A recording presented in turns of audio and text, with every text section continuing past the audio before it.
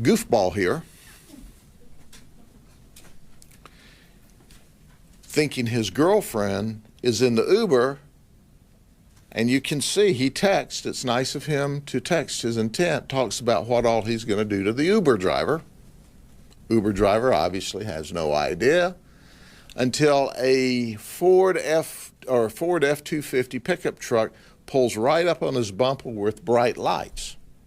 The Uber driver says, I wonder who this guy is. The tailgates him a minute, then he pulls out beside him, rides beside him a couple of seconds on 542 or the Dundee Road between Dundee and Winter Haven, and then starts to pass him and forces him to a stop in the roadway. When he does that, Jason jumps out of his F-250 pickup truck and says, "You know, I got a pistol. You want me to shoot you?" That was a terrible mistake on Jason's part, because the Uber driver not only happens to be a licensed to carry a firearm, concealed firearm in the state of Florida, but he just finished the police academy. So he understands the law. You will see the video in just a second. So when Jason jumps out of his truck after forcing him off of the road, is rapidly approaching him and saying, I've got a pistol. You want me to shoot you? He's holding a cell phone in his right hand coming up from his waist. When he does that, our shooter, Robert, who is an Uber driver, shoots him one time in the chest. And down he goes.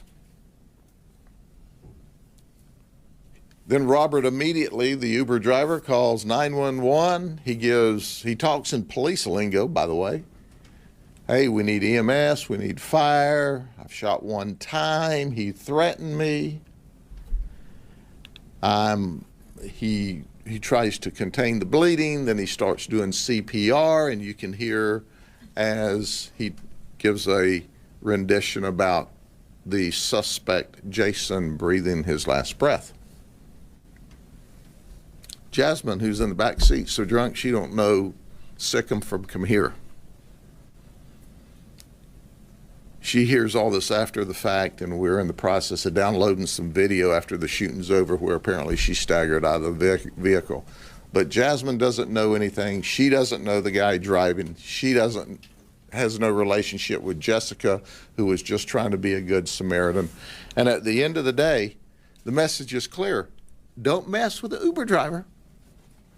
Leave the Uber driver alone, because he just may be a certified police officer in waiting, and when you force him off of the road and threaten to shoot him with a gun while holding a cell phone in your right hand, which is a shiny object, in a second, you could get shot and killed. This is a justifiable homicide all day long. You have the right to protect yourself. This is a classic stand your ground case. A classic, and this was the intent of the law. Let me paraphrase. Uber driver's just doing his job. He has no clue in the world what's happening until a truck forces him off of the road.